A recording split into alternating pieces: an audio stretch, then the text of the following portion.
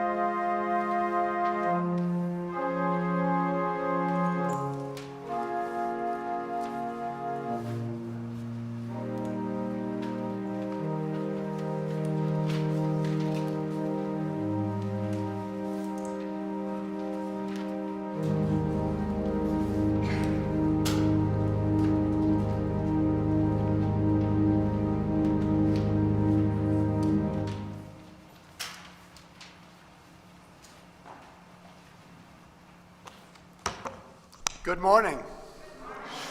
Welcome to the First Church in Boston. I'm Edmund Robinson. I'm the interim minister. You can sign so we can have your contact information, and please stay with us for coffee hour after this service.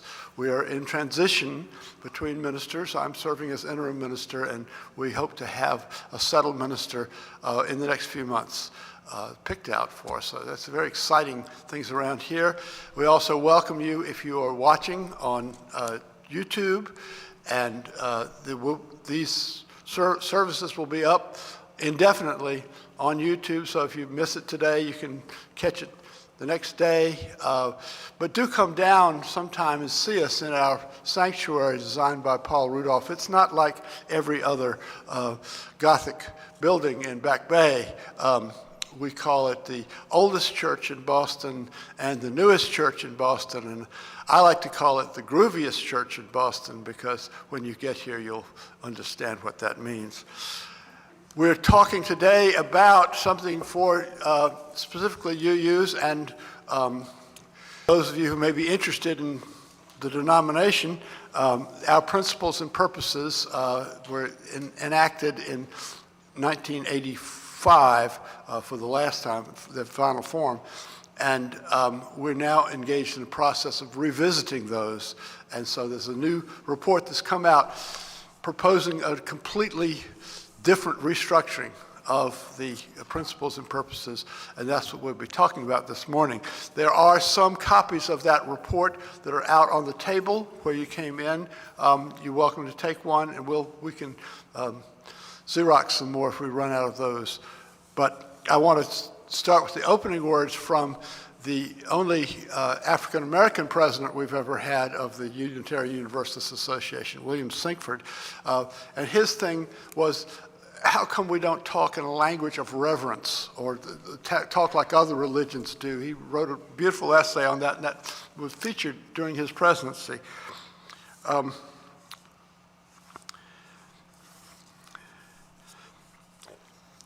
Given the difference of opinion that need to be bridged in one document, it's really not surprising that the wording adopted completely avoided anything that smacked of traditional religious language.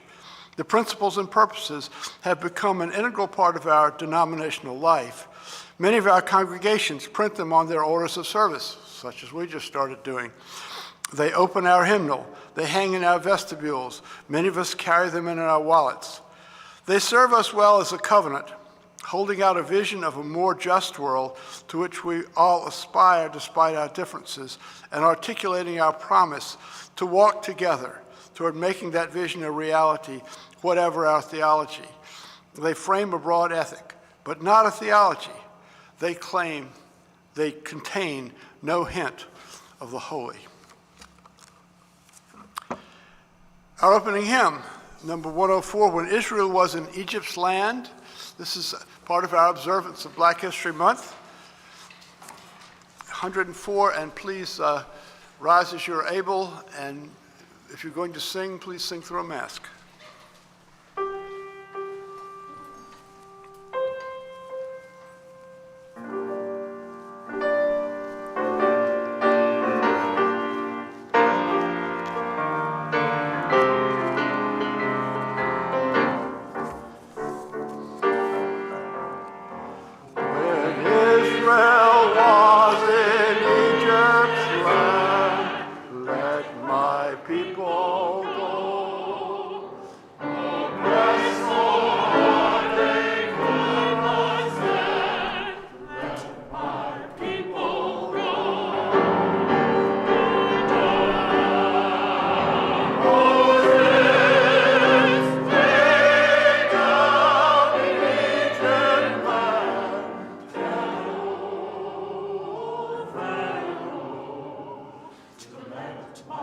People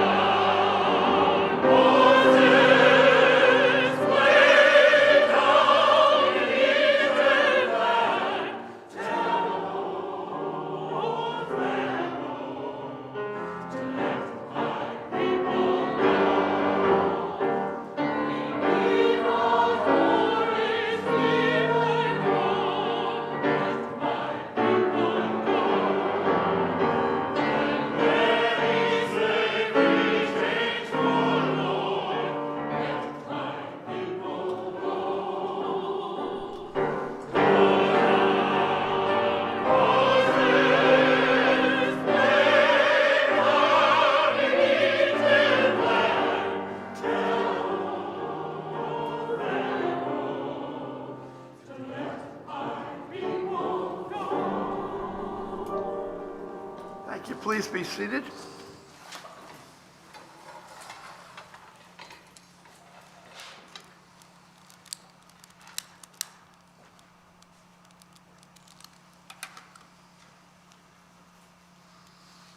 May the light of love be shining deep within your spirit. May the torch of mercy clear the path and show the way. May the horn of plenty sound so everyone can hear it. May the light of love be with you every day. And now I invite you to join in the First Church Boston affirmation. Rise as you wish. It's in the order of service. We say it in unison. Love is the spirit of this church, and service its law. This is our great covenant, to dwell together in peace, to seek the truth in love, and to help one another. Thank you. Please be seated.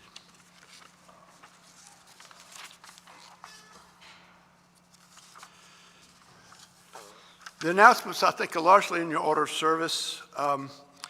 We have a special concert coming up on Thursday of this week with Joseph Ripka, award-winning concert organist, and this is a special benefit for this church through the generosity of, I think, an anonymous donor. So please show up and let's enjoy beautiful organ music. There is a ministerial search committee. Does anyone, would you like to speak, Barbara?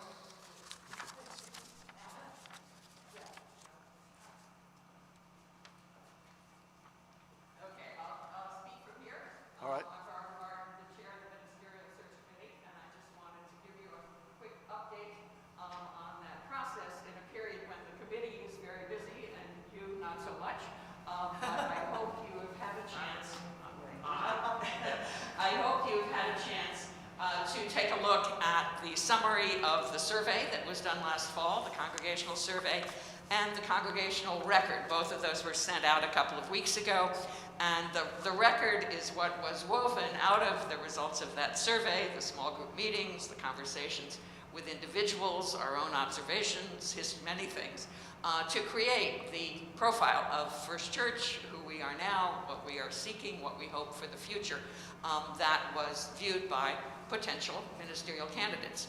So we are now in the process of meeting in person with the few to whom we have narrowed the list of those interested, and talking with them formally and informally, hearing them preach, talking with those who have experienced their ministry in other places, and responding to their questions and interests and thoughts so that they get the fullest possible picture of First Church.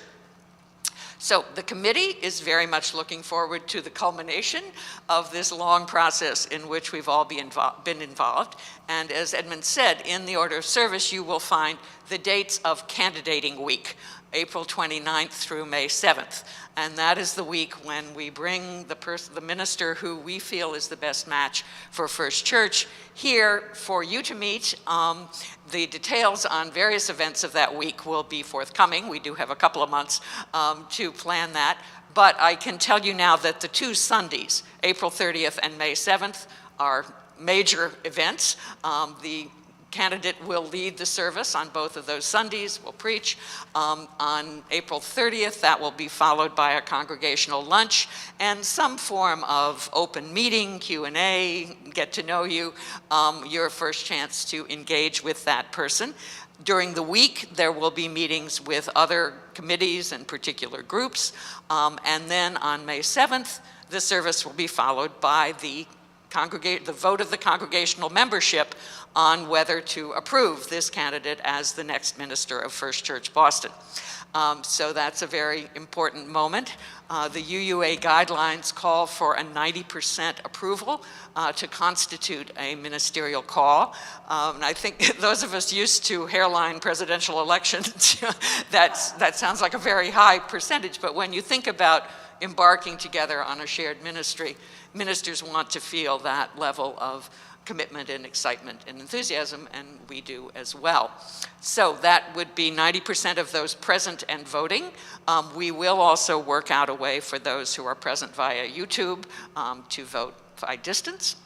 And I just want to be sure everybody has those dates on their calendar, and to thank all of you and the Standing Committee and the trustees for input and support throughout this process in the past months and in these last months to come. Thank you. And there's, I think, 3 parking places left that we are looking for. Two parking places left. Okay, so if you like this particular location, whether you like the church or not, there's a couple of spaces under the church that would be yours for the astronomical asking price. But if you need it, you might be willing to pay it. And the other thing is, I'm doing a workshop on death and dying. Several of you have contacted me, but I need to get now your contact information so that I can settle when it's going to be. It's probably going to be after I get back. I'm going away for a week at the end of this week, so it'll probably be middle of March we'll start that conference. Any other announcements? We'll move straight into the joys and concerns. I'll put a general prayer for us to all get through the next several months of change at this church, when we get set on directions and keep us all friendly and talking to each other the whole time. That's my wish. Anyone else have something of more specific significance? New puppy? New baby? Hi, good morning, everybody. I want to first have a joy that is to thank Barbara Martin and all the people who are working so hard to help us with this ministerial search. So you get a big stone that's going to go in right now. And then second is, we learned yesterday that our 2 grandsons are suffering from some medical issues having to do with, like many children, with, bad earaches and some adenoids and things that all need to be taken out in surgery in the next couple of weeks. And so we just ask that you hold our grandsons, Hunter and Tucker, in your heart and wish them well, and their parents. Long time, and yesterday we met a new addition to our family, a new puppy, which we will be able to bring home right after Easter. So we're very thrilled about that. I also have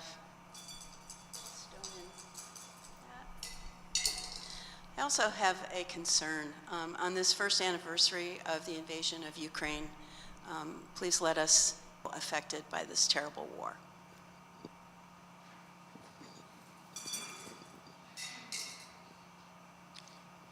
Oh, are you ready for the reading? I just want to say, Okay. celebratory note, I want to, besides our esteemed committee, the Ministerial Search Committee, that we couldn't do any of this without them. I have great faith here, our music, our minister, and to really move forward with who we are. And now we have an anthem. Oh, one more.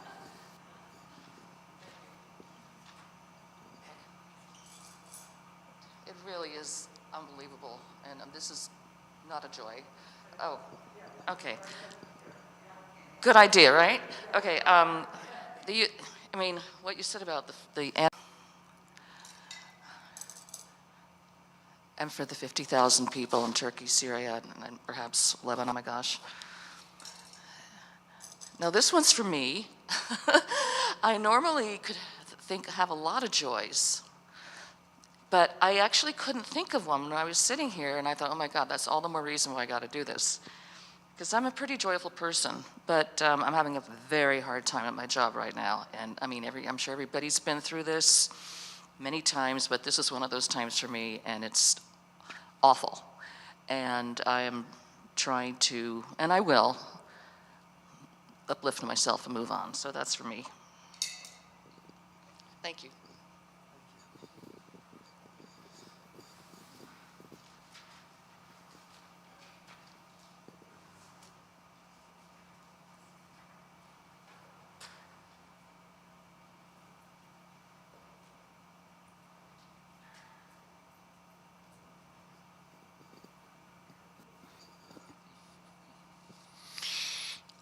I don't want to repeat what many people said, but as far as Ukraine, let us consider diplomacy and see what our government, or governments plural, are doing for diplomacy to try to end this war. And since we tend to think of today, one of the problems our news is its dailiness, this is what happened today, let us consider if the war ends, and it will end sometime, when I do not know, since I am not the reincarnation of the lady at Delphi.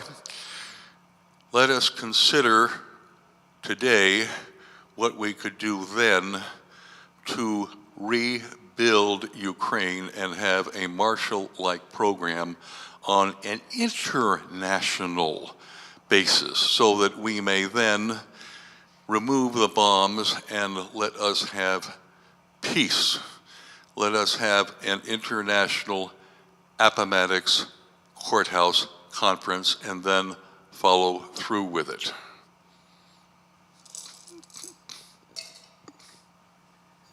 Thank you, David.